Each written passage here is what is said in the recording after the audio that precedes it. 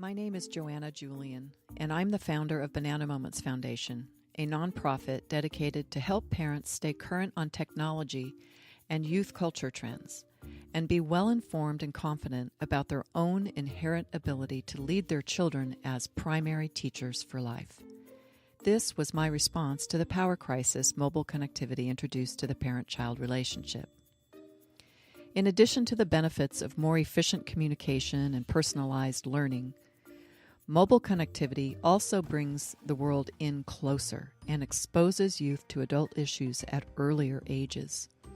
When it is possible to believe that everything you need to know you can simply Google and conceal, imparting wisdom is more challenging than ever. So the three areas of concern parents must be prepared to address with children in mobile connectivity include bullying, addiction, and exploitation. This talk explores ways to have a meaningful conversation with your child about sexual exploitation, and in particular, as it relates to internet porn and sexting. First, it is important to recognize that internet porn and sexting is about power and control over hearts and minds. It is not about sex. It is about human exploitation, which is glorified on and offline. It is so tempting to avoid talking about it because of the strong emotion and shame associated with gratuitous sex. So it is no surprise that porn is the first industry to set up shop in the cyber realm. Law enforcement officers will tell you that sexting is a very common thing among youth, and usually it involves a girl sending a sexually explicit image of herself to a love interest that when it sours, the relationship that is, her photo gets distributed and she is bullied.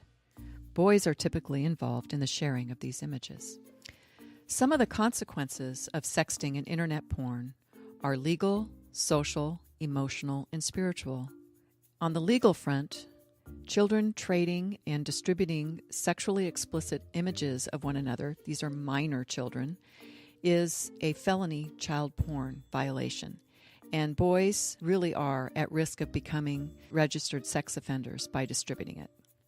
From a social standpoint, a girl's reputation can be horribly sullied and the humiliation can feel unsurvivable as the bullying will not stop while the photos get circulated. The emotional consequences are the dehumanizing and the devaluing of the people involved, including the ones that are circulating the images. It is an expression of powerlessness. And on a spiritual level, this kind of exploitation infects the future relationship with a spouse that makes it possible to make love and nurture a family. And so when kids experience sexual exploitation and its consequences, this is what I call a lie that becomes a real experience murdering the truth that our own children are magnificent sons and daughters, despite what is happening. In general, overcoming the shame of being exposed to and engaged in sexually exploitive images and activities is one of the challenges many youth will have to face. I encourage you to think back to when you were young and you knew too much for your own good. When you were exposed to something that inspired shame, did you run home and tell your parents about it? Probably not.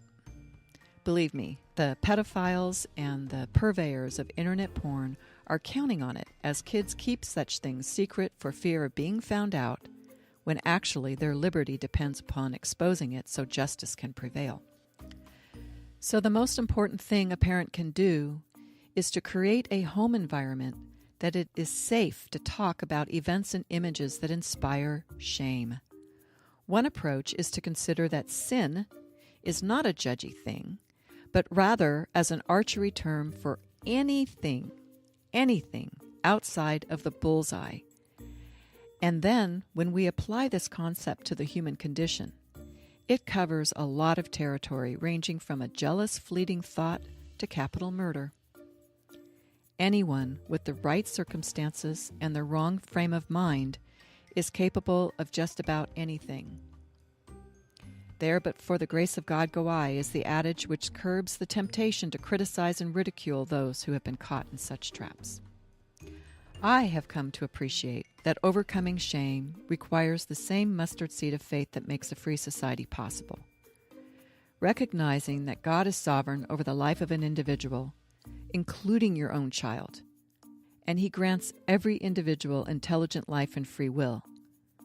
So, therefore, when we use our free will wisely, it is possible to choose to forgive the offenses, the things that are outside of the bullseye, and change our course by aiming again towards the bullseye.